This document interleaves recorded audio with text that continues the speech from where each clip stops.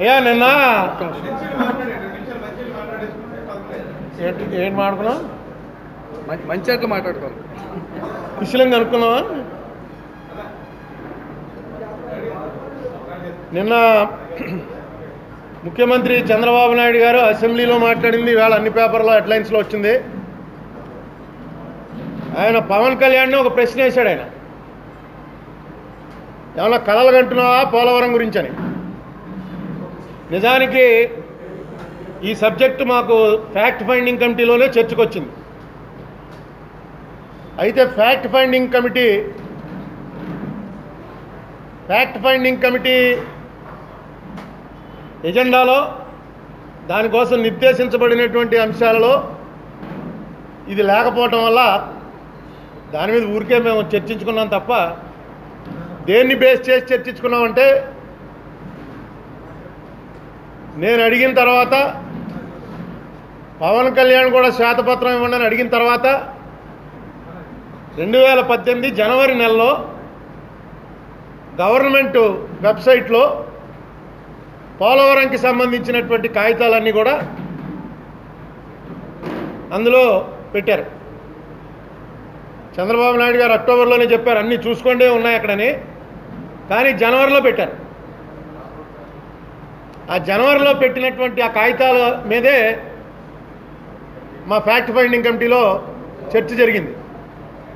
అందులో ప్రధానంగా నిన్న చంద్రబాబు నాయుడు గారు చెప్పినటువంటి అంశం దేని మీద చర్చ జరిగిందంటే R&R రాష్ట్ర ప్రభుత్వం ఖర్చు పెట్టాలని మీరు ఏమన్నా కలగన్నారా? ఎప్పుడంది రాష్ట్ర ప్రభుత్వం R&R మేము పెట్టుకోవాలని ఎప్పుడుంది అని చెప్పి ఆయన చాలా తీవ్ర స్వరంతో ఈవేళ ఈనాడు హెడ్లైన్స్, ఆంధ్రజ్యోతి హెడ్లైన్స్, సరే సాక్షిలో అయితే దాని మీద ఖండన కూడా ఇచ్చారు. దాన్ని ఎందుకు అనవలసి వచ్చిందంటే 7వ మినిట్స్లో పోలవరం ప్రాజెక్ట్ అథారిటీ వారు, పోలవరం బ్యారేజీ స్టేట్ గవర్నమెంట్కి సంబంధించిన అధికారులు 7వ మీటింగ్లో పేజీ నెంబర్ 8 పారా 5-6లో ఇది గవర్నమెంట్ మినిట్స్, వాళ్ళ మీటింగ్ జరిగిన మినిట్స్ వాళ్ళ వెబ్సైట్లో పెట్టిందే. అందులో ఏమడిగారంటే పోలవరం ప్రాజెక్ట్ అథారిటీ వాళ్ళు అడిగారు, how huge amount of money required for land acquisition and R&R will be arranged and work will be completed before the construction of upper stream coffer dam by middle 2019. నేను translator కదా, translation చేసి చెప్తాను. Upper coffer dam, ఎగువ coffer dam June 2019లో పూర్తి చేసేటప్పటికి భూసేకరణ, వాళ్ళకి rehabilitation అంటే పునరావాస ప్యాకేజీ ఇవ్వడానికి చాలా డబ్బు ఖర్చు అవుతుంది కదా. ఆ డబ్బు ఎలా ఏర్పాటు చేసుకుంటారు? How huge amount of money required for LA and R&R will be arranged and work will be completed before the construction of upper stream copper dam by middle 2019. ఇది కేంద్ర ప్రభుత్వం వాళ్ళు మన వాళ్ళని అడిగారు. అడిగితే మన రాష్ట్ర ప్రభుత్వ సెక్రటరీ వాటర్ రిసోర్సెస్ ఆయన ఏం చెప్పాడంటే, ఆయన పేరు శశిభూషణేమో, ఇక్కడ secretary WRD GOAP explained line of action for LA and R&R works of the project.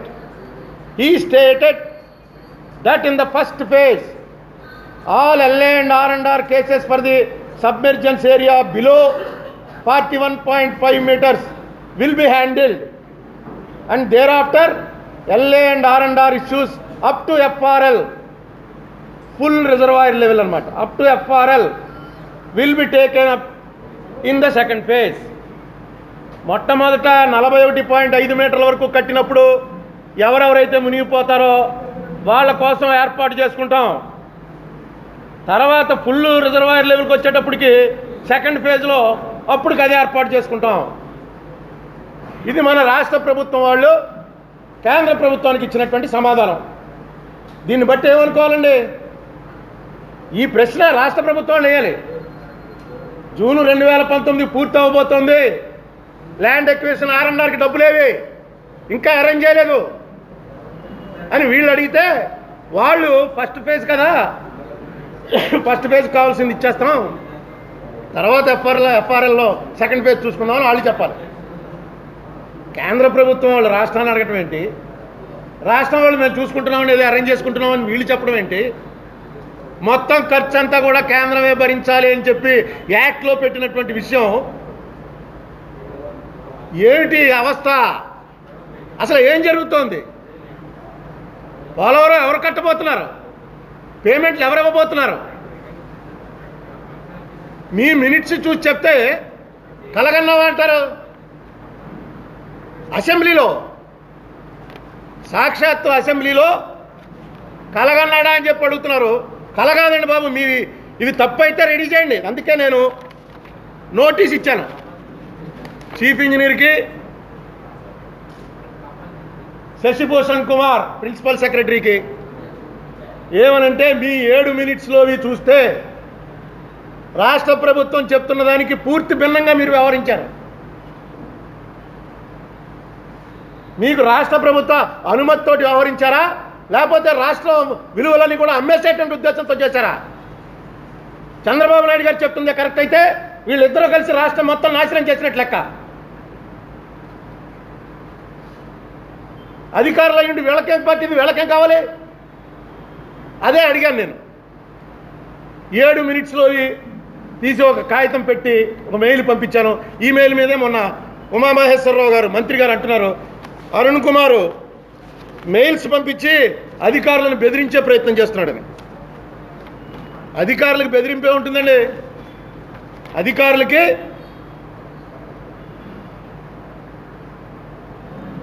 ప్రభుత్వం ఏం చెప్తే చేస్తారు. ప్రభుత్వం చెప్పంది చేశారనుకోండి, ప్రభుత్వం ఇమీడియట్గా వాళ్ళని ఎక్స్ప్లెనేషన్ అడుగుతుంది, మెమోలు ఇస్తుంది, సస్పెండ్ చేస్తుంది, ఎక్స్పెల్ చేస్తుంది, రకరకాలుగా చేస్తారు. వాళ్ళు ఎందుకు చేస్తారు? అయితే ప్రభుత్వం మౌఖికమైన ఆర్డర్లు కనుక వీళ్ళు ఫాలో అయి ఉంటే అవన్నీ కూడా మేము ఇవ్వలేదని దబాయించడానికి సిద్ధంగా ఉంది ప్రభుత్వం. ఎందుకంటే నిన్న మళ్ళీ చెప్తున్నాడు ఆయన, కేంద్ర ప్రభుత్వం నాకు ఇస్తే నేను తీసుకున్నాను తప్ప నేనేమి అడగలేదు కేంద్ర ప్రభుత్వాన్ని. కేంద్ర ప్రభుత్వం వాళ్ళు ఇచ్చారు, నేను తీసుకున్నాను అనే ఆయన ఎప్పుడు చెప్పినా అదే చెప్తున్నాడు. నిన్నటి వరకు బీజేపీ వాళ్ళు కలిసి ఉన్నారు కాబట్టి వాళ్ళు ఏం మాట్లాడలేదు. మరి ఈవేళ బీజేపీ వాళ్ళు బయటకు వచ్చేసారు కదా, 7 మండలాలు ఈ నెల్లి బ్లాక్మెయిల్ చేస్తే తప్ప బీజేపీ వాళ్ళు నాకు ఇవ్వలేదు అని చెప్పాడు. నిన్న బీజేపీ రాజీనామా చేసిన మంత్రి కామినేని శ్రీనివాస్ గారు, అది నిజమే, నా పిల్లల మీద సాక్షి, నేనే ఉన్నానప్పుడు నిజంగా జరిగిందని చెప్పి ఆయన చెప్పాడు. ఇది మరి కేంద్ర ప్రభుత్వం ఇంత దారుణంగా అబద్ధాలు ఆడుతుంటే రాష్ట్రం ఎందుకు ఊరుకుంటోంది? కేంద్ర ప్రభుత్వం ఏం చెప్పింది? రాష్ట్ర ప్రభుత్వం వాళ్ళు ఒక కాగితం పెట్టుకున్నారు. ఆ కాగితం మేము దీనికి పంపించాం నీతి ఆయోగ్కి.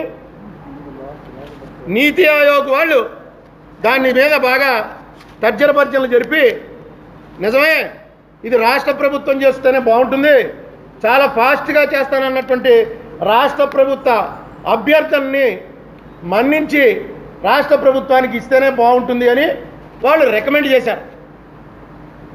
ఆ రికమెండ్ చేసినటువంటి దాన్ని వీళ్ళు కేంద్ర ప్రభుత్వం అంగీకరించి ఒక ఫైనాన్షియల్ నోట్ పంపించింది.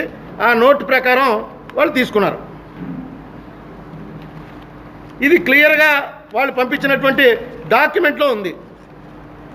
మరి ఇంచేత ఈయన అలా చెప్తున్నాడు, లేదు వాళ్ళు అడిగితేనే నేను తీసుకున్నాను, నేనే వాళ్ళని అడగలేదు, వాళ్ళు అడిగిన దాన్ని బట్టే నేను తీసుకున్నానని మాటి మాటికి నిన్న మళ్ళీ చెప్పాడు ఆయన. చెప్తుంటే మరి విడిపోయిన మిత్రపక్షాలు ఎందుకు దాన్ని ఖండించట్లేదో నాకు అర్థం అవట్లే. ఇన్ వ్యూ ఆఫ్ ది ఇదిగోండి 30th September 2016 నాడు అరుణ్ జైట్లీ గారు ఇచ్చినటువంటి దాంట్లో ఏం చెప్పాడు? In view of the recommendations of the vice chairman Niti Aayog that it will be appropriate for the state of Andhra Pradesh to execute the project in bracket as it is an important project and the state government is keen to complete it at the earliest bracket end. The government of India has agreed to the state's request for the execution of project by the state government on behalf of the central government of India. ఇది క్లియర్గా వాళ్ళ note, finance ministry వాళ్ళ note, Jaitley గారు చదివినటువంటిది.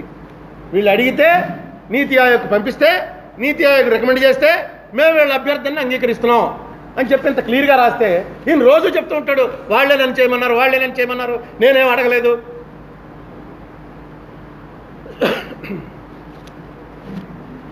ఇది కాకుండా మనకు ఈ మధ్యనే అందరం చూసాం, నవయోగ వాళ్ళకు వర్క్ ఇచ్చారు. దానికి ఏం చెప్పారండి సీఎం గారు? ఆయన నష్టానికి పనిచేయడానికి వచ్చాడు, పేరు కోసం పనిచేయడానికి వచ్చాడు, పాత రేట్లకే పనిచేయడానికి వచ్చాడు, అందుకని నవయోగ వాళ్ళకి ఇచ్చాం అని చెప్పాడు ఆయన. నిన్న అసెంబ్లీలో ఏం చెప్పాడండి? గడ్కరీ గారు ఇచ్చాడు, నాకేం సంబంధం లేదు, గడ్కరీ గారు నవయోగాకి ఇస్తే నవయోగ వాళ్ళు వచ్చారు కానీ నేనేం నవయోగాన్ని పెట్టలేదు అన్నాడు. అయిందా? అన్నిటికన్నా దారుణమైనటువంటిది ఏంటంటే నష్టానికి పనిచేయడానికి వచ్చాడు, పేరు కోసం వచ్చాడన్నారే. 15 అసలు వీళ్ళు చేయవలసింది 13, 14 రేట్లకి చేయాలి. 15, 16 రేట్ల ప్రకారం 1391 కోట్లది. 17, 18 రేట్లకి పెంచారు. 17 అంటే లేటెస్ట్ ఎస్ఆర్ రేట్లు ఏమున్నాయో ఆ రేట్ల ప్రకారం క్యాబినెట్ నవయోగ వాళ్ళకి 1254 కోట్లకు అప్పచెప్పింది. 1391 అన్నది 15/6/13 1483 కోట్లకి చేసి అందులో ఒక పీస్ కట్ చేసి 1254 కోట్ల వరకు ఇంకా చెప్తున్నాం. ఏ రేట్ల ప్రకారం? 17, 18 రేట్ల ప్రకారం. ఎలా ఇచ్చారయ్యా ఈ వర్క్? గడ్కరీ గారు ఇచ్చారు, నాకేం సంబంధం లేదు. ఎందుకు చేస్తున్నాడయ్యా నవయోగ? పేరు కోసం చేస్తున్నాడు, నష్టం కోసం, నష్టానికి సిద్ధపడి చేస్తున్నాడు. ఎందుకు మీ మాటల్లో ఇంత తప్పుదోవ పట్టించవలసినటువంటి అవసరం ఏముంది? పోలవరం ప్రాజెక్ట్ అంటూ మొదలెట్టిన రోజు నుంచి, పట్టిసీమంటూ మీరు టేకప్ చేసిన రోజు నుంచి అన్ని అబద్ధాలే చెప్తున్నారు. నేను ఆ పోలవరం మీద ఇక్కడ మీకు విసిగేసింది, నాకు విసిగేసింది, చివరికి ఏసీ కూడా పనిచేయట్లేదు. ఇదే హాల్లో ఈ పోలవరం గురించి మొత్తుకుని ఆఖరికి మీకు మీడియాకు ఫోన్ చేస్తే వాళ్ళు మళ్ళీ నాకు ఫోన్ చేసి అడుగుతున్నారు, ఏమంటే మామూలు పోలవరమేనా, ఇంకేమైనా కొత్త విషయం ఏమన్నా ఉందా అని. ఇన్ని చెప్తున్నవన్నీ మీరు డైరెక్ట్గా పోయి ఆఫీసర్స్కి నేను ఇచ్చిన దానికి రిప్లై ఇవ్వమని చెప్పండి. నేను 5 పేజీలు పంపించాను, మీకు ఇస్తాను ఇప్పుడు. అది అందులో ఏది కూడా నేను కలగన్నదో నేను ఊహించిందో కాదు. డైరెక్ట్గా మీ మినిట్స్లో ఏది ఉందో అదే తీసి అడిగాను. అసలు పోలవరం ప్రాజెక్టు ఫస్ట్ మినిట్స్లోనే స్టార్ట్ అవ్వగానే పీపీఏ అథారిటీ వాళ్ళు వచ్చి ఏం చెప్పారండి?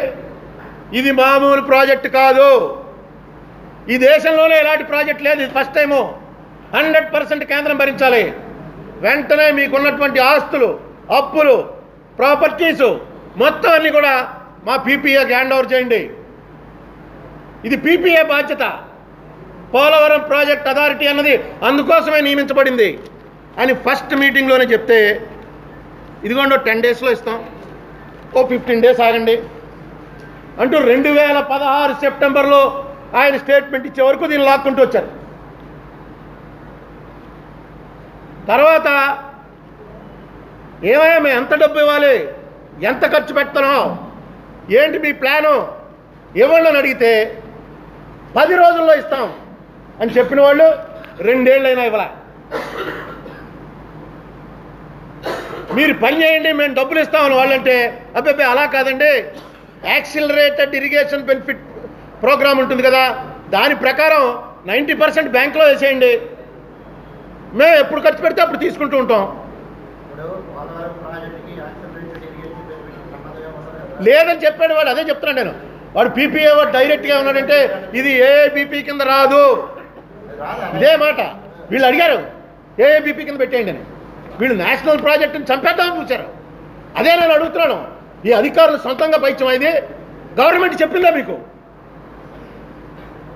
నేషనల్ ప్రాజెక్టులు డిక్లేర్ చేసినటువంటి దాన్ని మాకు ఏఏబీపీ కింద చేసేయండి చాలు, మాకు ఆ డబ్బులు బ్యాంకులో వేసేయండి, మేమే ఖర్చు పెట్టుకుంటాం అనేటువంటి రైట్ మీకు ఎవరిచ్చారు?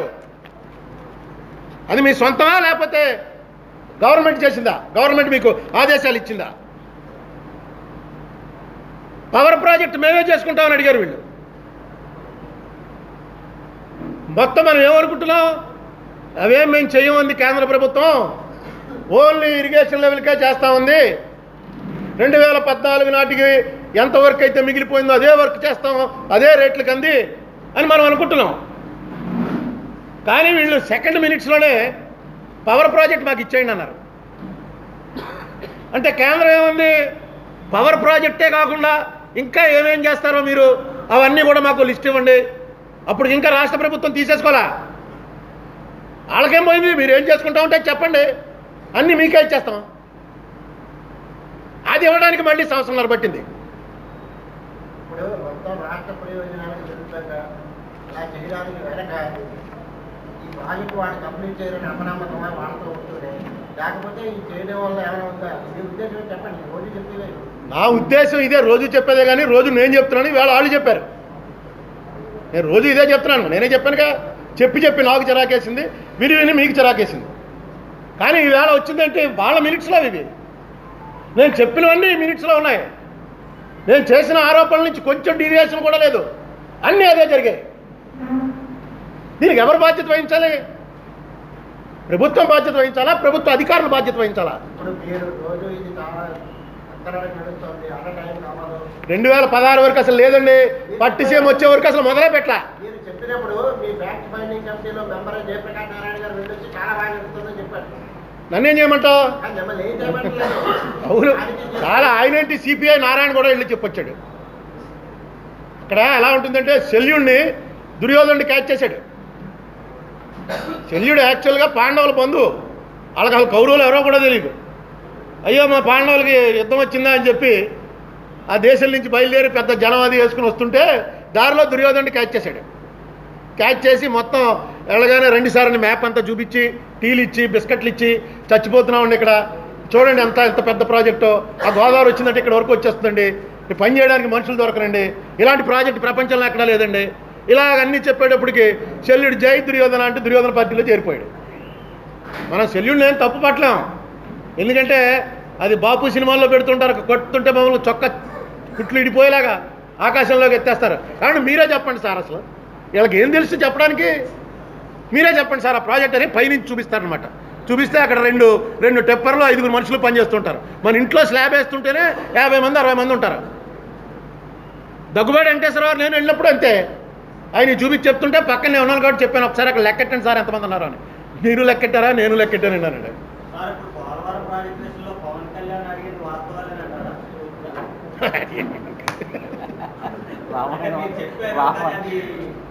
ఇది నేను చెప్పలేదు, నేను ఎప్పటి నుంచో చెప్తున్నాను. వాళ్ళ మినిట్స్ ఇది మీకు అందరికి ఇస్తాను. ఇప్పుడు ఇది వాళ్ళ మినిట్స్లోంచి తీసాం, ఇది వాళ్ళు పెట్టిన వెబ్సైట్లోంచి తీసాం. శ్వేతపత్రం నేను చిన్నప్పటి నుంచి అడుగుతుంటే పవన్ కళ్యాణ్ వచ్చి అడిగిన తర్వాత కూడా ఇవ్వలే. తర్వాత సీఎం గారు ఏం చెప్పాడంటే అన్ని వెబ్సైట్లు ఉన్నాయి చూసుకోండి అన్నాడు. అన్న తర్వాత కూడా ఇక్కడ నేను ప్రెస్ మీట్లో చూపించాను మీకు, ఏ వెబ్సైటో చెప్పండి బాబు, ఓపెన్ అవుతుందేమో చూద్దామని. జనవరిలో దాంట్లో ఫీడ్ చేశారు, ఏ రోజున ఫీడ్ చేశారో కూడా మీలాంటి కుర్రాళ్ళందరికీ తెలిసిపోతుంది. టెక్నాలజీ ఎక్స్పర్ట్స్ కాబట్టి ఏ రోజున ఏ కాగితం పెట్టారో కూడా వరుసగా పంపించారు. జనవరిలో పోనీ ఎప్పుడో ఒకప్పుడు వాళ్ళు ఫీడ్ చేశారు. ఆ ఫీడ్ చేసిన వాటిని బట్టి చూస్తేనే ఈ ప్రాజెక్ట్లో మొట్టమొదటి నుంచి పీపీఏ వాళ్ళు అడిగింది ఏది ఇవ్వలా వీళ్ళు. అలా టైము తీసుకుంటూ ఆఖరికి వచ్చేసరికి 2016లో పోలవరం ప్రాజెక్టు స్టేటే తీసుకుంటుంది అని జైట్లీ గారు చెప్పే వరకు అక్కడ ఏం పనే జరగల.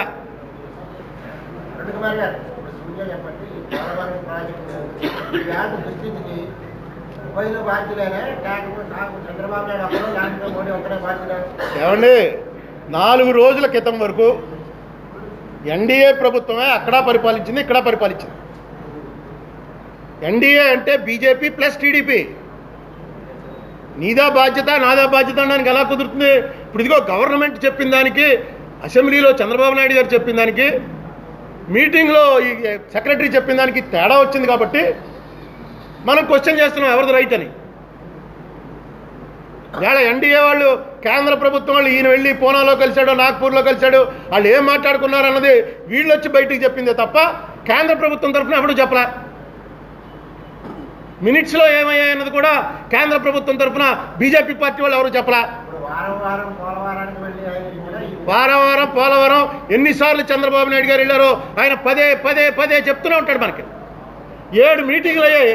ఒక్క మీటింగ్లో కనీసం మినిట్స్లో నిన్న సీఎం గారు వచ్చి విజిట్ చేశారు. ఒక్క చోట్లేదు పేరు. ఎందుకంటే నేను విజిటింగు, నేను వెళ్ళిన దానికి సీఎం వెళ్ళిన దానికి తేడా ఉంది. అరే సీఎం లెవెల్ మనిషి అక్కడికి వచ్చాడంటే అందులో వర్చువల్ రివ్యూ ఇంట్లో పెట్టుకుని అలా టీవీలో చూశాడు. చూసిన తర్వాత ఏదో కామెంట్ చేస్తాడు కదా, ఏంటయ్యా వాడు పచ్చ చొక్కా వేసుకోకుండా ట్రై కలర్ చొక్కా వేసుకున్నాడు, ఎన్నాడు చొక్కా తీసేయండి అని అన్నా అంటాడు కదా. అంటే అది మినిట్స్లో చెప్పాలి కదా అక్కడ తప్పు జరుగుతుందని. మినిట్స్ మొత్తంలో చీఫ్ మినిస్టర్ని కానీ చంద్రబాబు నాయుడుని కానీ 7 మీటింగుల్లో ఒక్కసారి కూడా ప్రస్తావన కూడా లేదు.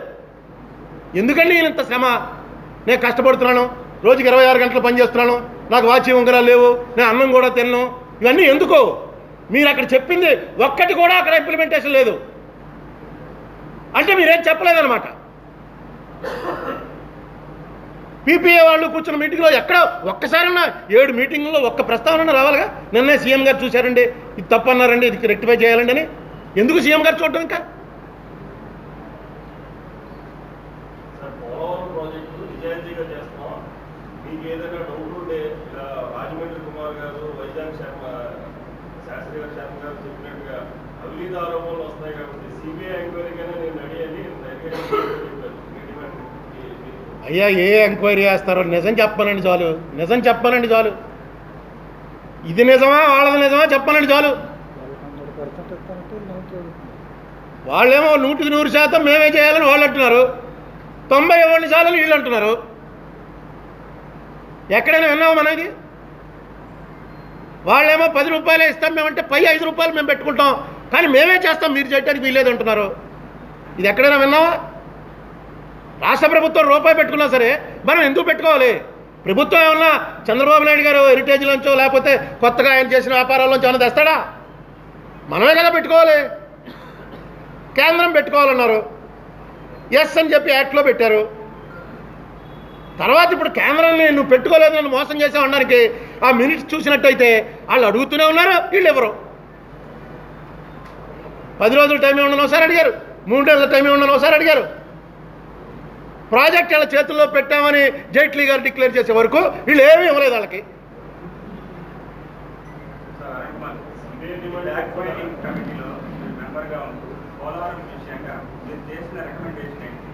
పోలవరం కాదండి, ఫ్యాక్ట్ ఫైండింగ్ కమిటీ ఎందుకు వేశారో ఒక్కసారి మీరు అలా బ్యాక్ వెళ్ళండి. బ్యాక్ వెళ్తే రీల్ తిప్పారనుకునే దానికి వాళ్ళేమో ఇన్ని కోట్లు, ఇన్ని వేల కోట్లు ఇచ్చామంటున్నారు, వీళ్ళేమో ఏమీ ఇవ్వలేదు అంటున్నారు. ఏది ఫ్యాక్టు అని చెప్పడానికే ఫ్యాక్ట్ ఫైండింగ్ కమిటీ. దానికి ఇద్దరిని అడిగాడు పవన్ కళ్యాణ్, ఇద్దరిని కేంద్రాన్ని రాష్ట్రాన్ని మీడియా ద్వారానే మీరు ఆ వివరాలు పంపించండి అని అడిగారు. కేంద్రంలో ఉన్నటువంటి బీజేపీ వాళ్ళు ఏం చెప్పారంటే మేమేం పంపక్కర్లేదు, మేము ఆల్రెడీ ప్రెస్కి రిలీజ్ చేసామన్నారు. ఆ ప్రెస్కి రిలీజ్ చేసిన కాగితాలు తెప్పించుకున్నాం. రాష్ట్ర ప్రభుత్వం వాళ్ళు మాత్రం వాళ్ళ దగ్గర ఉన్నటువంటి కాగితాలన్నీ పంపించారు. జయప్రకాష్ నారాయణ గారు నాకు పంపించారు అని చెప్పి పెట్టారు. ఈ కాగితాలు ఆ కాగితాలు కలిపి పద్మనాభయ్య గారిని, ఐవీఆర్ కృష్ణారావుని, తోట చంద్రశేఖర్ని, వాళ్ళ ముగ్గురిని కలిపి మీరు వీటి మీద ఒక నివేదిక ఇవ్వండి అని అడిగాం. వాళ్ళు ముగ్గురు కలిసి తయారు చేశారు. తయారు చేసిన నివేదిక మళ్ళీ ప్రెస్ మీట్ పెట్టి పవన్ కళ్యాణ్ బహిర్గతం చేశాడు. అందులో పోలవరం ప్రాజెక్టు అనేది కాదు, వచ్చిన పోలవరం ప్రాజెక్ట్ అనేది డిస్ప్యూటే లేదు, వాళ్ళు కట్టేవాళ్ళు మనకి. ఇంకా డిస్ప్యూట్ అంటే డిస్ప్యూట్ ఎక్కడొచ్చింది? ఈ రిసోర్స్ గ్యాప్, బడ్జెట్ డెఫిసిట్, 16,000 అని వీళ్ళు అంటారు, 4,000 అని వాళ్ళు అంటారు. ఈ ఇన్స్టిట్యూట్స్ కట్టాలి, ఇన్స్టిట్యూట్స్ అన్నీ కూడా 10 ఏళ్ళలో కట్టవలసినవి మేము ఫస్ట్ 2 ఇయర్స్లోనే కట్టేసామని బీజేపీ వాళ్ళు అంటారు. డబ్బులు ఇవ్వలేదండి బాబు, అద్దె బిల్డింగ్లు వాటిలోనే జరుగుతున్నాయని వీళ్ళు అంటారు. అదెంత రావాలి? రైల్వే జోన్ ఎందుకు ఇవ్వట్లేదు? ఇదే టేకప్ చేశాను తప్ప పోలవరం అనేది పూర్తిగా వాళ్ళు కట్టి మనకు అప్పచెప్పాలి. వాళ్ళు కట్టమంటే డిస్ప్యూట్, వీళ్ళు మేమే కట్టుకుంటామంటే ఇంక మనం ఏం చేస్తాం? మీరొద్దు మేమే కడతామంటే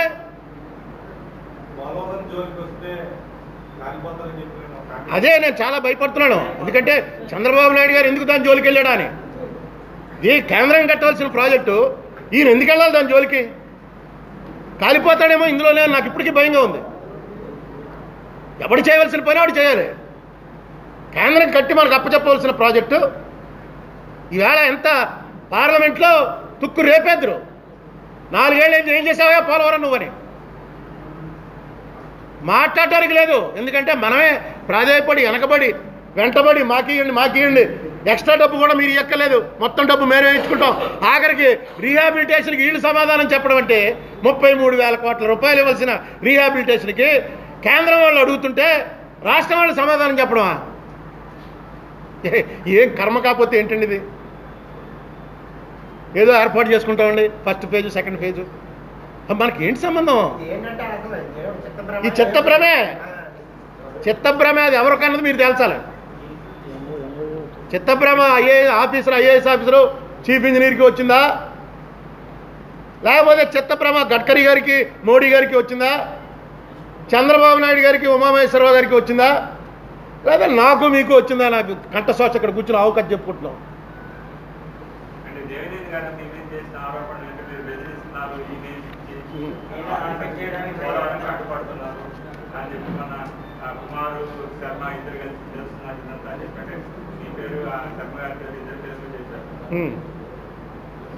శర్మ గారు ఆయన సీనియర్ ఐఏఎస్ ఆఫీసరు, ఎన్వైరన్మెంటలిస్టు. నేను ఎప్పుడు ఆయన కలవలేదు, కానీ ఆయన పొలిటికల్గా ఏం ఆలోచించడు. ఆయన ఎన్వైరన్మెంట్గానే ఆలోచిస్తాడు.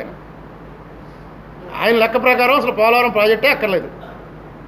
పురుషోత్తపట్నం పట్టిసీమ కట్టేశాక పోలవరం ఎందుకు ముంచాలి మీరు గిరిజనుల్ని అన్నది ఆయన వెర్షన్.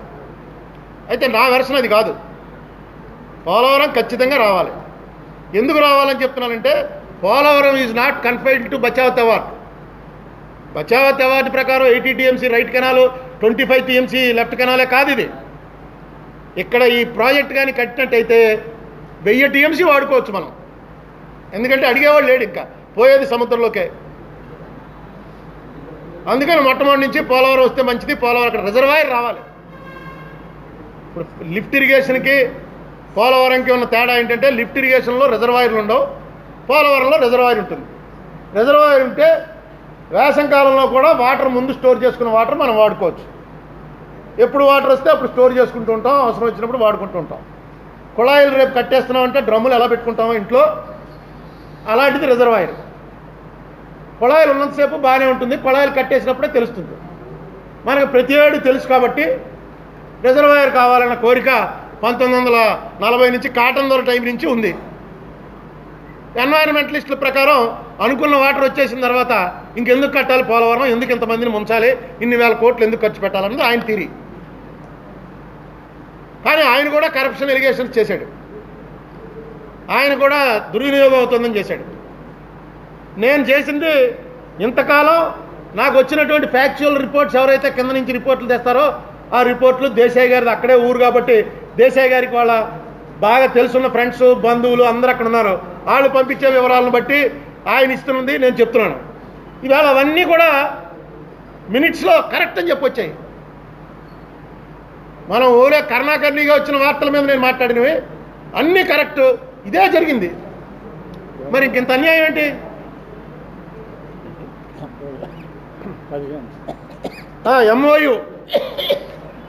ఎంఓయు రాయండ్రా బాబో అని పీపీఏ వాళ్ళు ఎంఓయు తయారు చేసి, ఎంఓయు అంటే అండర్స్టాండింగ్, ఆ అండర్స్టాండింగ్ మీద మెమరాండం ఆఫ్ అండర్స్టాండింగ్ మీద స్టేట్ గవర్నమెంటు కేంద్ర పీపీఏ కలిపి రాసుకుని దాని ప్రకారం చేద్దామరా అని చెప్పి అడిగితే ఫస్ట్ మీటింగ్ నుంచి అడుగుతుంటే ప్రాజెక్ట్స్ వర్క్స్ జరిగిపోతున్నాయి కానీ ఈ రోజు వరకు ఏ ప్రకారంగా దీన్ని చేయాలి? కేంద్రం రాష్ట్రానికి ఇచ్చింది, రాష్ట్రం పనిచేస్తుంది. రాష్ట్రం చేసిన పనికి రాష్ట్రం బిల్లులు ఇచ్చి కేంద్రం దగ్గర రీయింబర్స్ చేసుకోవాలా? బిల్లులు డైరెక్ట్గా కేంద్రానికి పంపించాలా? వీళ్ళు టెండర్లు పిలిస్తే నవయుగా వాడికి ఇవ్వాలంటే వీళ్ళు ఇవ్వాలా? గడ్కరీ ఇవ్వాలా? అవి టెండర్లు పిలవాలా అక్కర్లేదా? టెండర్లు పిలిస్తే ఎవరు ఫైనలైజ్ చేయాలి? స్టేట్ గవర్నమెంటా, కేంద్ర ప్రభుత్వమా? ఇవన్నీ రాసుకోవాల్సిన ఎంఓయూ ఇప్పటివరకు లేదు. ఇవ్వాలా ఎంఓయూ?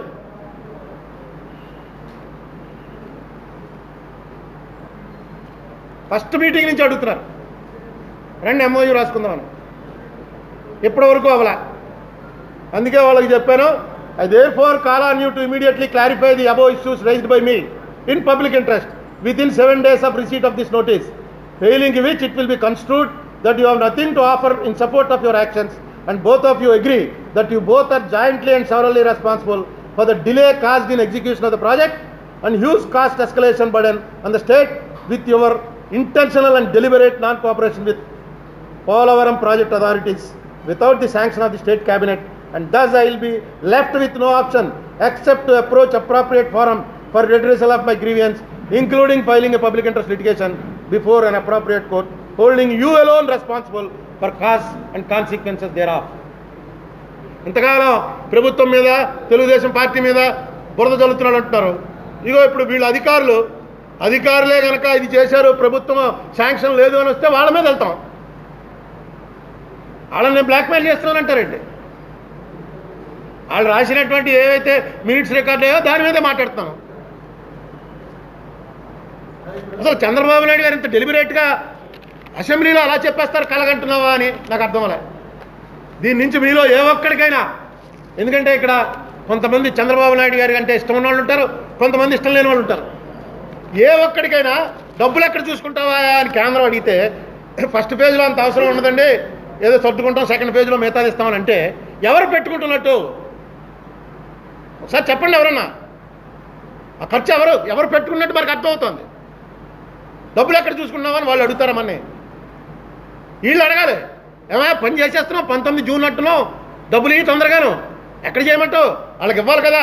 ఇది పూర్తయిందా కాపర్ డ్యాము? ఇమ్మీడియట్గా సబ్మెర్జెన్స్ 2013 యాక్ట్ ప్రకారం సబ్మెర్జెన్స్ వాళ్ళని అక్కడి నుంచి తీసుకెళ్ళి R&R ఇచ్చే వరకు ఇది పూర్తి అవ్వకూడదు.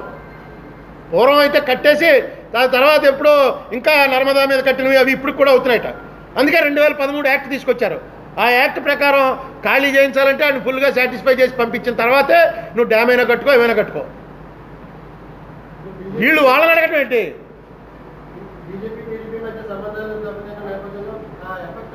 4 రోజుల క్రితం అండి దెబ్బతిన్నది, 4 days అయింది. ఏమండి, బీజేపీ టీడీపీ కాదు, కేంద్ర ప్రభుత్వం రాష్ట్ర ప్రభుత్వం మధ్యలో గీత చెరిపేశారు. కేంద్ర ప్రభుత్వం వారు కమిట్మెంట్ అంటూ అయ్యాక ఖచ్చితంగా ఇవ్వాలి. ఇదే చోట ఇదే ప్రెస్ మీట్లో మీ అందరూ ఎదుర్కొండా నేను చెప్పాను, కోర్టుకి వెళ్ళండి బాబు అని. అంటే ఏమన్నారు ఆ వేళ? నువ్వు వెళ్ళావుగా కోర్టుకి, ఏమైంది? కోర్టుకి వెళ్ళమంటున్నాడండి, పెద్ద మొగాడు వచ్చాడు అని. నేను వెళ్తేను రాష్ట్ర ప్రభుత్వం వెళ్తే ఒకటేనా? ఎవరిని? మీ మంత్రులు ఏం మాట్లాడుతున్నారు, మీరేం మాట్లాడుతున్నారు? 2 ఏళ్ల క్రితం చెప్పాను కోర్టుకి వెళ్ళండి అని. కోర్టులో లేకపోతే ఎవడో నానాటాడి చేత వేయించండి, వేయించి మీరు రిప్లై అయ్యండి, వీడు చెప్తుంది నిజమే అని. మీకు బీజేపీకి చెడిపోవడం ఇష్టం లేనప్పుడు ఎవడో అప్పారావు చేత వేయిస్తారు, అప్పారావు చెప్పింది నిజమే అని మీరు వేస్తారు. డాక్టర్ రామచంద్రరావు వేశాడు పోలవరం గురించి, మొత్తం కేంద్రమే భరించాలని. మీరు అందులో అవును నిజమే 90 యాక్ట్ ప్రకారం కేంద్రమే భరించాలి అని రిప్లై ఇచ్చగా ఎందుకైలేదు ఇప్పటివరకు? నిజం చెప్పడానికి మిమ్మల్ని ఏమాపింది?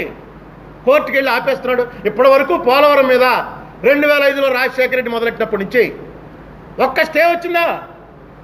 ఎన్నో పిటిషన్లు వేశారు కోర్టులో, మీరు తేగలిగారు ఒక్క స్టే. రైట్ కెనాల్ మీద మీరు మీ మనుషులను పెట్టించి కోర్టులో స్టే తెచ్చి రైట్ కెనాల్ ఆపగలిగారు.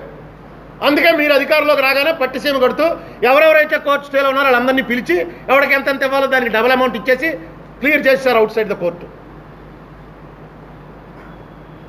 కోర్టుకి వెళ్తే ప్రాజెక్ట్ ఆపేసినట్టేనా? విమర్శిస్తే ఆపేసినట్టేనా?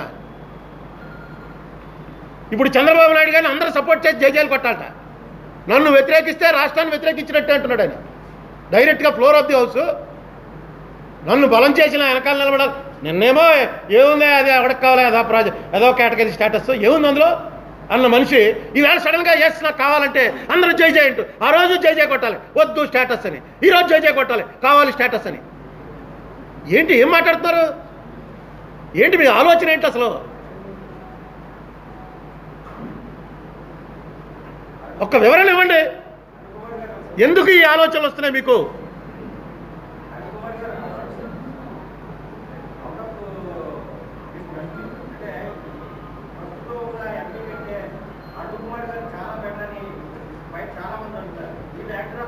ప్రస్తుతం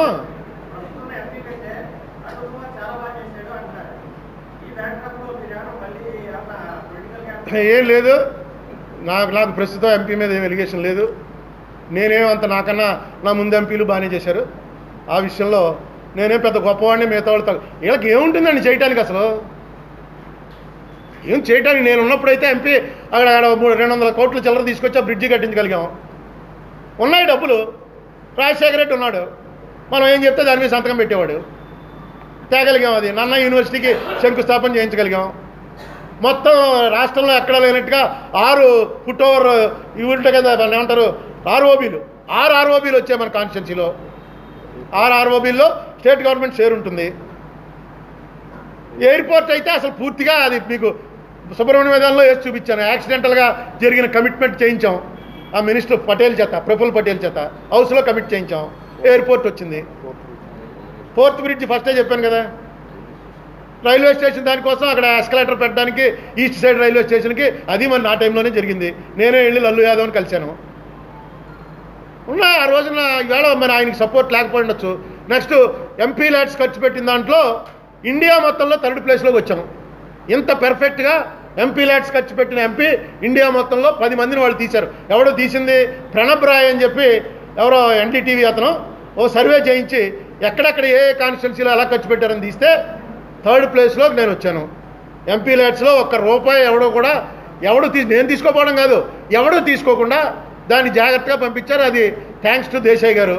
ఆయన ఆ పని మీద కూర్చుని చాలా జాగ్రత్తగా డిస్ట్రిబ్యూషన్ చేశాడు. ఓ టీం పనిచేసాం మేము. ఇది వాళ్ళు అందరం కూర్చున్నాం, పనిచేసాం. దానివల్ల ప్రజల్లో నాకు మంచి పేరు వచ్చుంటే అది యాదృచ్ఛికమే తప్ప ఇందులో నేనేదో పెద్ద గొప్ప వ్యవహారం ఏం చేయలేదు. మురళీమోహన్ గారు చేయలేకపోతున్నాడన్న నేనేమన్నాం.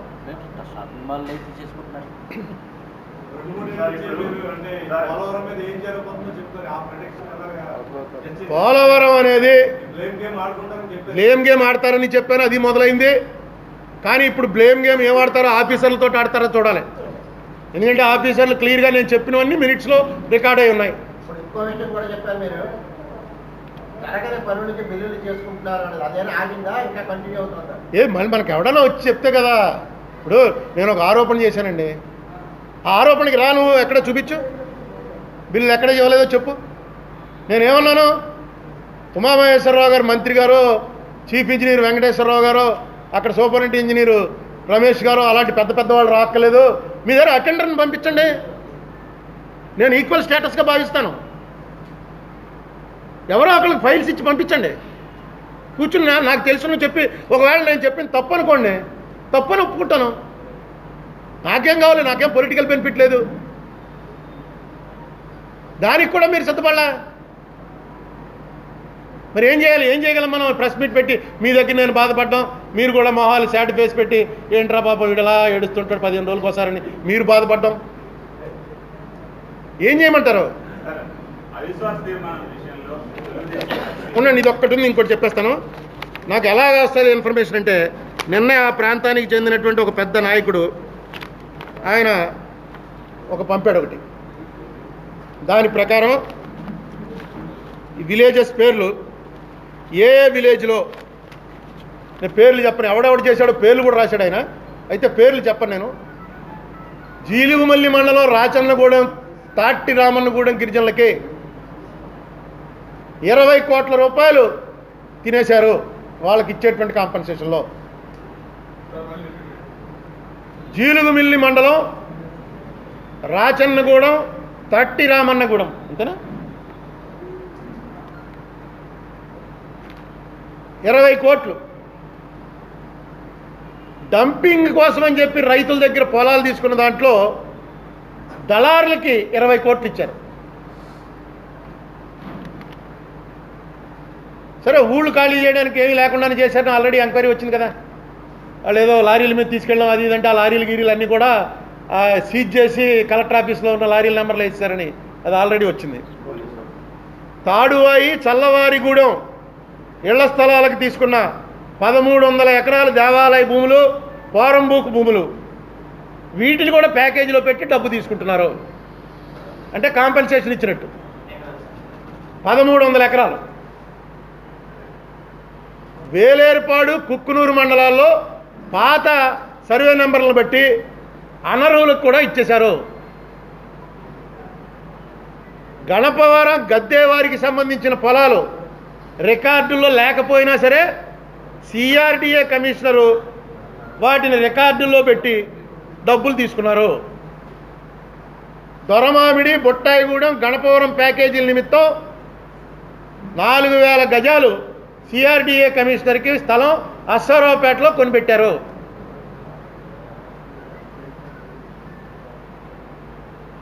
ఐటీడీఏ పిఓకి 7 కోట్లు వచ్చింది ఇందులో.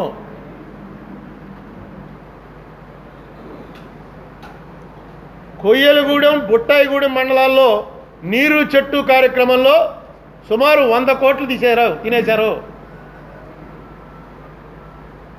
ఇందులో పేర్లు కూడా ఎవడెవడు తినేశాడో వాళ్ళు పేర్లు కూడా రాశారు. కానీ ఈ పంపించినటువంటి మనిషి ఆయన పేరు అప్పుడే చెప్పను, నెక్స్ట్ ప్రెస్ మీట్కి ఆయన వచ్చి కూర్చుంటాడు. ఆ ఏరియాలో బాగా పలుకుబడి ఉన్నటువంటి రాజకీయ నాయకుడు, చాలా మంచి పేరు ఉన్నటువంటి నాయకుడు. ఆయన అడగలేదు, నేను ప్రెస్ మీట్ పెడుతున్నానని ఆయనకి తెలియదు. పేరు చెప్తే ఇంకా ఆయనకి వివరాలు అందడం మానేస్తాయని చెప్పట్లేదు. సరే ఇందాక ఏదో అడుగుతున్నారు చెప్పండి.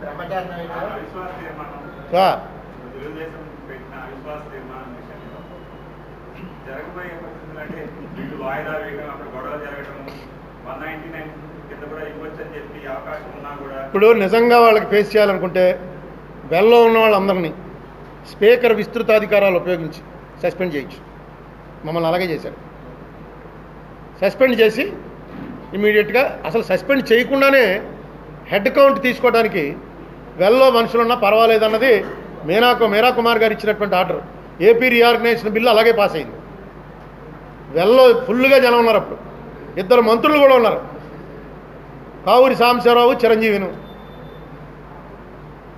వీళ్ళందరూ వెల్లో ఉండగానే ఆవిడ నెంబర్లు తీసుకుంది. 1 2 3 137 ఆయిస్ 137 నో 6 పాస్ అంది. అందుకని ఆ ప్రెసిడెంట్ తీసుకుని ఈవిడ కూడా వీళ్ళు ఇక్కడ వీళ్ళు అరుస్తున్నది ఏం లేదు, ఎంతమంది ఉన్నారు అంతాను. వీళ్ళు అరుస్తున్నప్పటికీ ఆవిడ నెంబర్లు తీసుకోవచ్చు ఎంతమంది ఉన్నారో. ఆవిడకి కోరుకుంటే ప్రభుత్వం అంగీకరిస్తే ఇలా అరుస్తూనే చర్చ కూడా జరగచ్చు. చాలా చర్చలు జరిగాయి, చాలా బిల్స్ పాస్ కూడా అయిపోయాయి.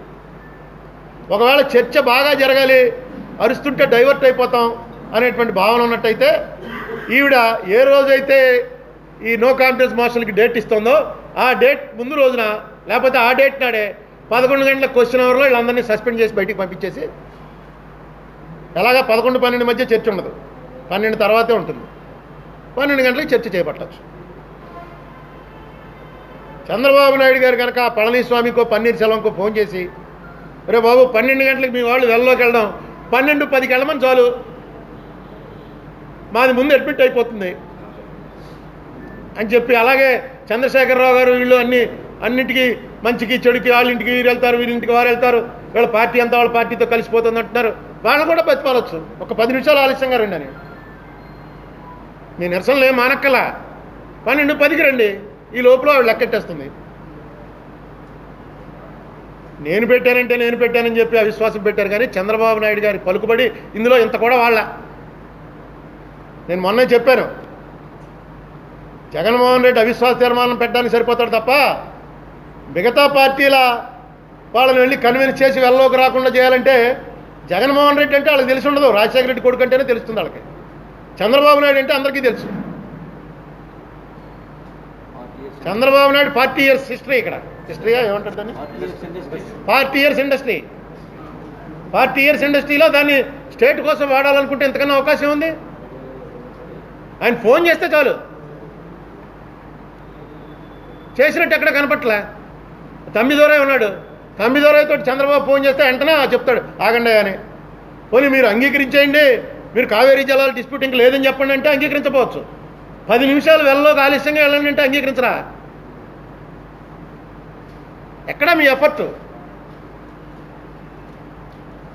అయిపోయింది. ఇది కూడా బీజేపీ వాళ్ళు అడ్వాంటేజ్ తీసుకుంటున్నారు. మాకు కావాలంటాడు నిన్న రాజ్నాథ్ సింగ్ లేచి కూర్చుని అంటాడు, రా మేము రెడీగా ఉన్నాం, వెళ్ళవాళ్ళని విత్డ్రా చేయండి, వెళ్ళవాళ్ళని విత్డ్రా చేయండి. రాజ్నాథ్ సింగ్ ఎవరికి చెప్తాడు? సస్పెండ్ చేయండి, రాజ్నాథ్ సింగ్ పెట్టాలి తీర్మానం, సస్పెండ్ చేయండి వాళ్ళని వెంటనే హౌస్ అంతా చెప్తారు. లేదు వాళ్ళకి దూరం అంటే వాళ్ళకి ఇష్టం లేదు, అన్నాడీఎంకే మేము ఫ్రెండ్స్, మేము చెప్తేనే వాళ్ళిద్దరూ కలిసిపోయారు, మేము వాళ్ళకి వ్యతిరేకంగా ఎలా వెళ్తామంటే మమ్మల్ని చేసినట్టుగా స్పీకర్ విస్తృతాధికారాలు ఉపయోగించి చేసేయచ్చు. దీని మీద ఎవరికి కూడా చిత్తశుద్ధి లేదు. ప్రజల్లో ఈ సస్పెన్స్ ఇలాగే ఉండటం మాకు మంచిదంటే మాకు మంచిదని అనుకుంటున్నారేమో బీజేపీ వాళ్ళు, టీడీపీ వాళ్ళు కూడాను. లేకపోతే అవిశ్వాస తీర్మానాలను ఆమోదింపజేయటం అంతమంది అందరూ లేచి నిలబడ్డారు, దగ్గర 100 మంది దాటి నిలబడ్డారు. ఆవిడ లెక్కటమే సపోర్ట్ చేస్తాం కానీ బీసీ దాంట్లో మేము చేయమంటున్నాడు. నిన్న వాళ్ళ ఎంపీ మాట్లాడాడు, వెళ్ళలోకి వెళ్ళడం అనేది మేము ఎప్పుడో తీసుకున్న డెసిషన్, దాంట్లోంచి మేము వెనక్కి రామంటున్నాడు. మాట్లాడాలి, వెళ్ళలోకి వెళ్ళడం మానమని చెప్పక్కలే. ఆ సెంట్రల్లో కూర్చొని టీ తాగుతూ ఉండండి రా బాబు, 10 నిమిషాలు చూసుకుని వచ్చేయండి, ఈ లోపల లెక్కెట్టేస్తుందని అంతే. 10 మినిట్స్ తర్వాత ముందు ఆ 10 మినిట్స్ ఏదో అఫీషియల్ బిజినెస్ ఉంటుంది, అది అయిపోతుంది. అయిపోగానే ఆవిడ అవిశ్వాస తీర్మానం చదివి తీరాలి. చదివినప్పుడు నిన్న అందరూ లేచి నిలబడ్డారు. అందరూ లేచి నిలబడ్డా ఆవిడ లెక్కడానికి ఇష్టపడలే. ఇక్కడ గొడవ అంటేనే లెక్కట్టండి. గొడవగా ఉన్న ఫైనాన్స్ బిల్లు బడ్జెట్టే పాస్ చేశారు. ఈ దేశానికి సంబంధించిన సొమ్ము ఎలా ఖర్చు పెట్టాలన్న దాని మీద అసలు డిబేట్ లేదు, డిస్కషన్ లేదు, పాస్ చేసి పారేశారు. దానికి వెళ్ళ ఉన్న మనుషులు అడ్డం రాలే. అవిశ్వాస తీర్మానం వచ్చేటప్పటికి ఆవిడికి ఈ గొడవలో అసలు లెక్క తేడా ఆవిడ లెక్కెడుతుందా, పక్కన ఉన్న వాళ్ళు ఇద్దరు లెక్కెడతారు. తేడా వచ్చేసింది. అంటే బీజేపీ వాళ్ళు దాన్ని ఎలాగైనా సరే ఎందుకు ఏదో తలనొప్పి వదిలేస్తున్నారు. ఏమో ఇవాళ ఏమైందో చూడాలి. ఇంకా 12 దాటిందా? తర్వాత కరెంటు వ్యవహారాలు ఏంటంటే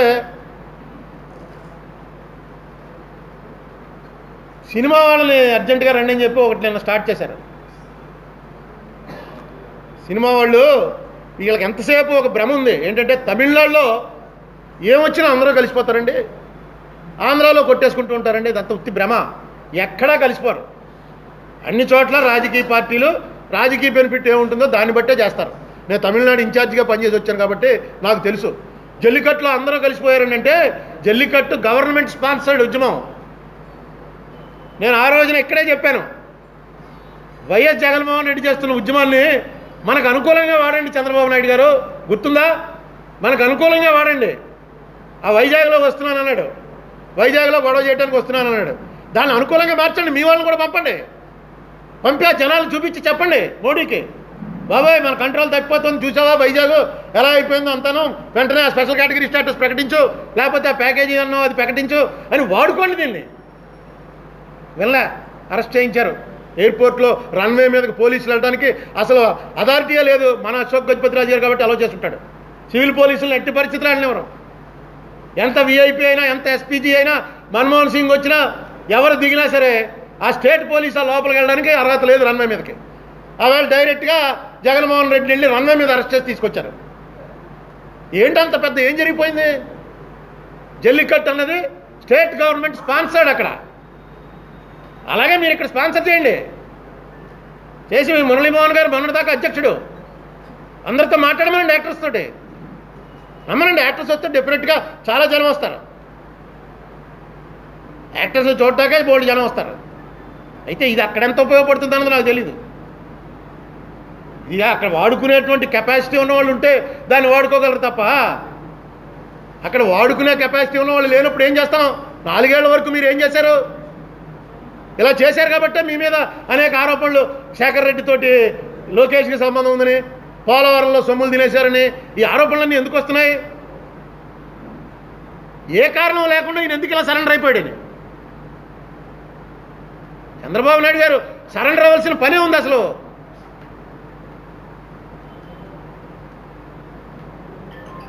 ఈ ఆఖరి సంవత్సరంలో ప్రజల్ని ఇంకా కన్ఫ్యూజ్ చేసే ప్రయత్నం చేయకండి.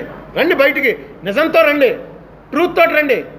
నన్ను బ్లాక్మెయిల్ చేశాడు మోడీ, నా కొడుకుని జైల్లో పెడతా అన్నాడు, అందుకే నేనంటే ప్రజలు అర్థం చేసుకుంటారు. శత్రుత్వం ఉంటే శత్రుత్వం ఉండాలి, మిత్రత్వం ఉంటే మిత్రత్వం ఉండాలి. ఈయన శత్రుత్వమో తెలీదు, మిత్రత్వమో తెలీదు.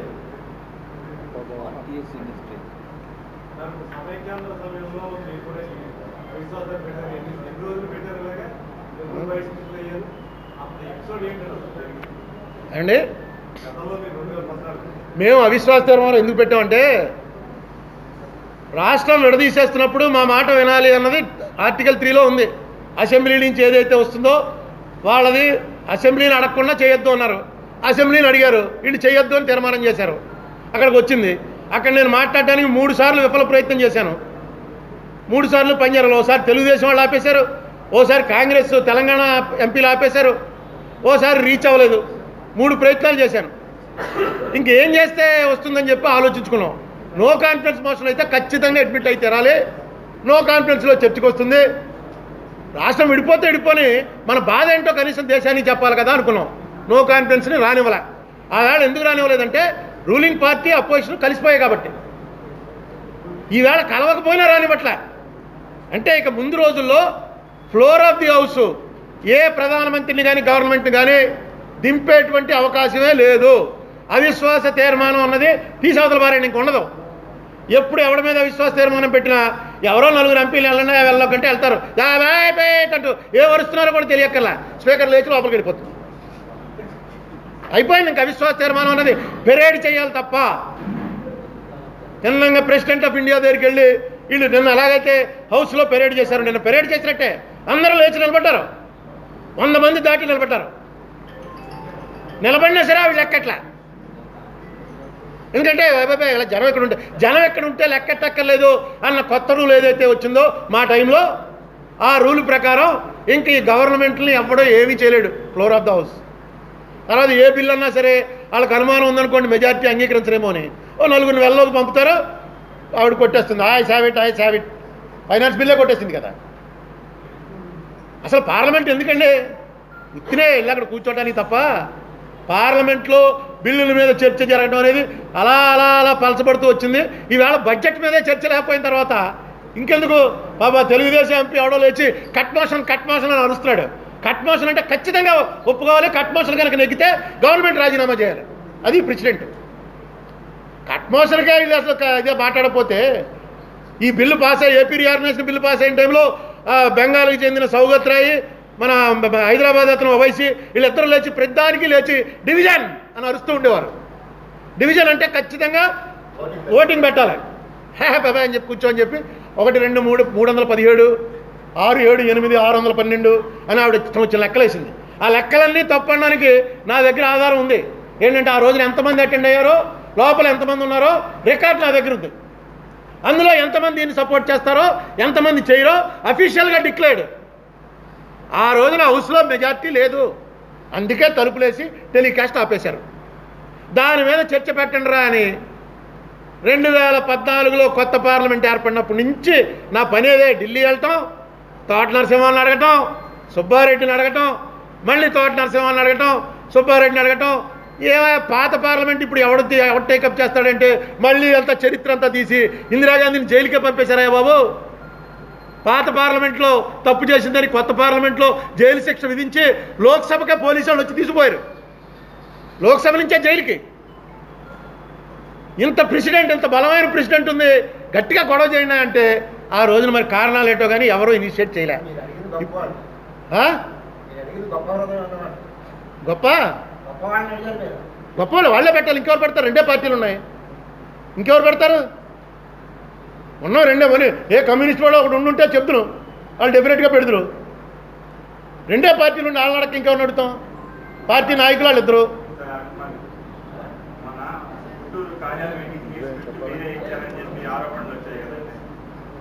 తర్వాత నేను ఇంకోటి చంద్రబాబు నాయుడు గారు చాలా గొప్ప విషయం చెప్పాడు. ఇందిరాగాంధీనే ఎదుర్కొన్న టీడీపీ అన్నాడు ఆయన. ఇందిరాగాంధీని టీడీపీ ఎదుర్కొన్నప్పుడు ఈయన ఇందిరాగాంధీ పార్టీలో ఉన్నాడు. ఇప్పుడు భ్రమింపజేసే ప్రయత్నం తప్పలే, కానీ ఇంత దారుణమా పిల్లలు ఎవరికి ఏమీ తెలియదు 30 ఏళ్ల క్రితం ఏం జరిగిందో అని. ఇందిరాగాంధీని ఎదుర్కొన్నప్పుడు ఈయన ఇందిరాగాంధీ పార్టీ తరఫున పోటీ చేసి ఓడిపోయాడు. 84లో మళ్ళీ ఎలక్షన్లో రామారావు గెలిచినప్పుడు ఇందిరాగాంధీ లేదు, చచ్చిపోయింది. ఇందిరాగాంధీని రామారావు ఎదుర్కొన్నది 83 ఎలక్షన్ ఒకటే. ఇందిరాగాంధీని ఎదుర్కొన్నావు, అప్పుడు అటే ఉన్నావు నువ్వు.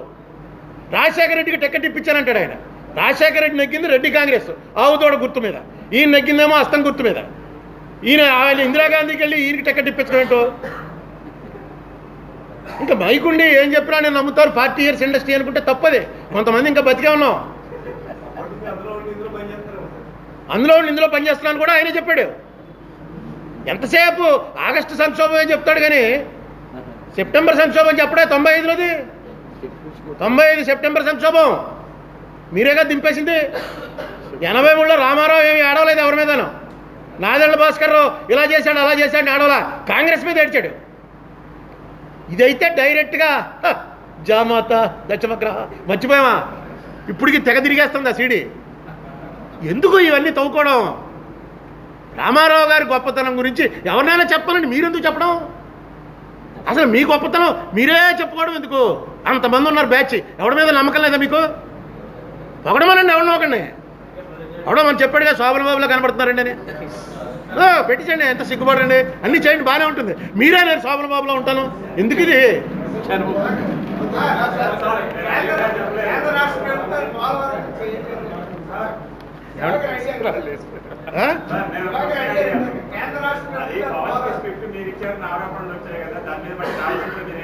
లేదు, అది ఓన్లీ 1 గంట సేపు నడిపారు, తర్వాత బీజేపీ మీకు షిఫ్ట్ చేశారు. గంట అలా ఎవరో ఒకళ్ళ మీద నడపాలి కదా. ఎవరైనా ఇవ్వచ్చు, ఇది పబ్లిక్కి సంబంధించిన విషయం అండి. మినిట్స్ మీద ఎవరైనా ఇవ్వచ్చా నోటీస్ అంటే?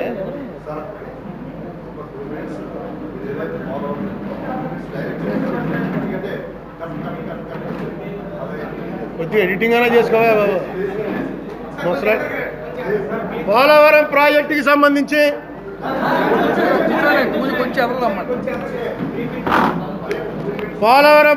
సంబంధించి ప్రభుత్వం ఏదైతే చెప్తుందో, ముఖ్యమంత్రి గారు ఏదైతే చెప్తున్నారో దానికి ప్రభుత్వాధికారులు వాళ్ళకి సంబంధించినటువంటి జాయింట్ మీటింగ్లో మినిట్స్కి చాలా తేడాలు వచ్చాయి. కాబట్టి ప్రభుత్వాధికారులు కన్సర్న్ సెక్రటరీ గారికి, కన్సర్న్ చీఫ్ ఇంజనీర్ గారికి నేను ఒక నోటీస్ పంపించాను. ఆ నోటీసులో మినిట్స్లో వీళ్ళు ఏవైతే రికార్డ్ అయిందో ఆ రికార్డ్ అయినటువంటి మాటలు మీరు సొంతంగా మాట్లాడారా, ప్రభుత్వం ఇచ్చినటువంటి ఆదేశాల మేరకు మాట్లాడారా, వెంటనే తెలియజేయండి అని అడగటం జరిగింది. ఎందుకంటే ప్రభుత్వం చెప్తున్నది ఒకటి, వీళ్ళు మినిట్స్లో రికార్డ్ అయింది ఒకటి. ఈ వైరుధ్యాలు ఏవైతే ఉన్నాయో దానివల్ల రాష్ట్ర ఖజానాకి, పోలవరం ప్రాజెక్టుకి చాలా ప్రమాదం వాటిల్లబోతుంది. కాబట్టి వివరణ ఇవ్వాల్సిందిగా అధికారులకి నోటీస్ ఒకటి ఇచ్చాను. ఆ నోటీస్కి ఇంకా 4 రోజులు టైం ఉంది, చూద్దాం రిప్లై వస్తుందో.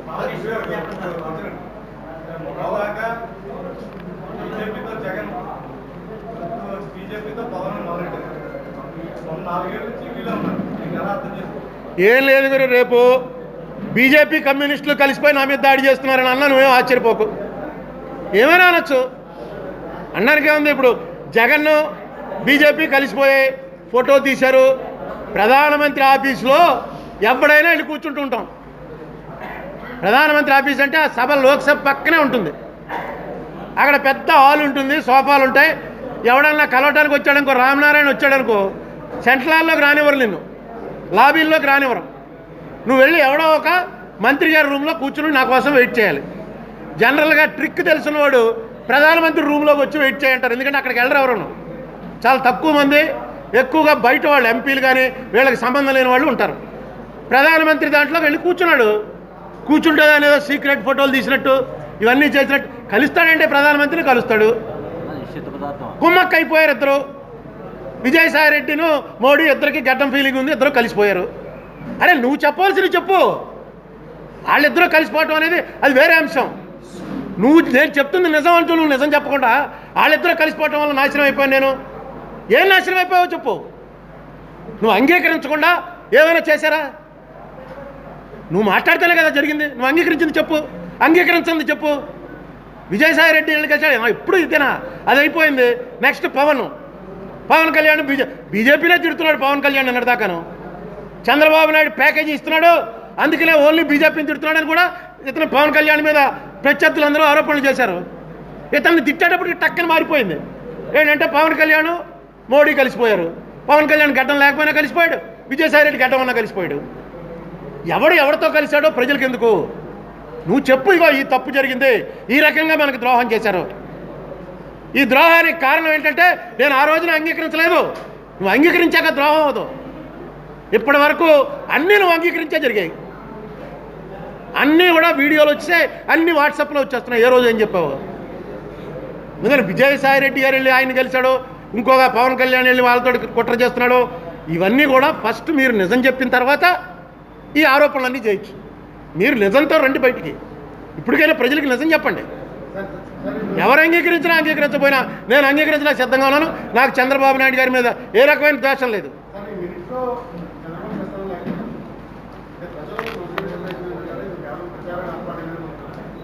అంతే, ఆయన ఉత్తరే తిరుగుతున్నాడు అనమాట. సీఎం గారు వచ్చి అక్కడ పోలవరం వచ్చి ఆయన చేసిన రికమెండేషన్సే మినిట్స్లో డిస్కస్ చేయకపోతే ఎంతకన్నా అన్యాయం ఉంటుందండి. సాక్షాత్తు చీఫ్ మినిస్టర్ వచ్చి పోలవరంలో అన్ని తిరిగి ఇది ఎలా చేయండి, అది ఎలా చేయండి అని మనం పేపర్లో చదువుతాం. అది అక్కడ డిస్కస్ చేయరా? పీపీఏతో మీటింగ్లో మా సీఎం గారు ఇలా అన్నారని నేను చెప్పరా? ఒక్క మీటింగు లేదే. మరి ఇంత డ్రామా ఏంటండి?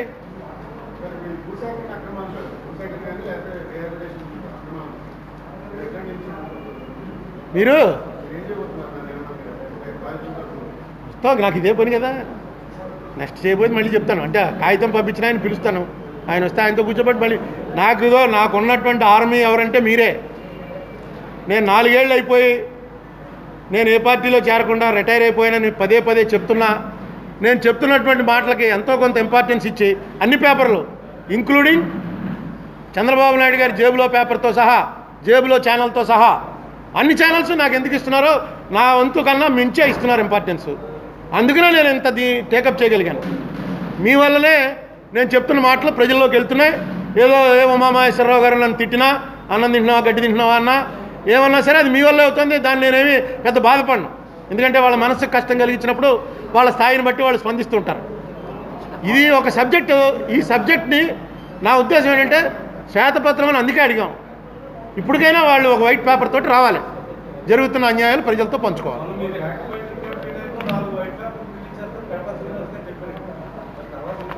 రిలీజ్ చేసి ఉంటారంటే లిటరల్ సెన్స్లో తెల్ల కాగితాలు 4 ఇచ్చుంటారు.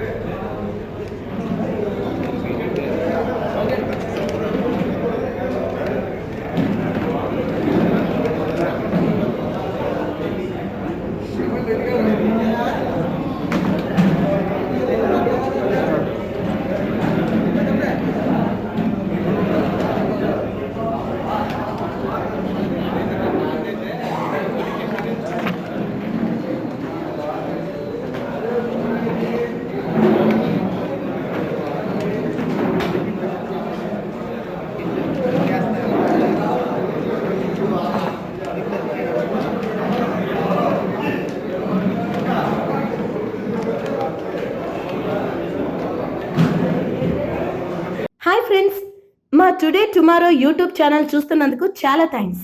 మరిన్ని లేటెస్ట్ వీడియోస్ కోసం వెంటనే సబ్స్క్రైబ్ చేయండి. అలాగే ఈ బెల్ ని కూడా రింగ్ చేసేయండి. మా నోటిఫికేషన్స్ అన్ని మీ మొబైల్లో వస్తాయి. అలాగే మా వీడియోస్ మీకు నచ్చితే లైక్ చేయండి, షేర్ చేయండి, నచ్చకపోతే కామెంట్ చేయండి.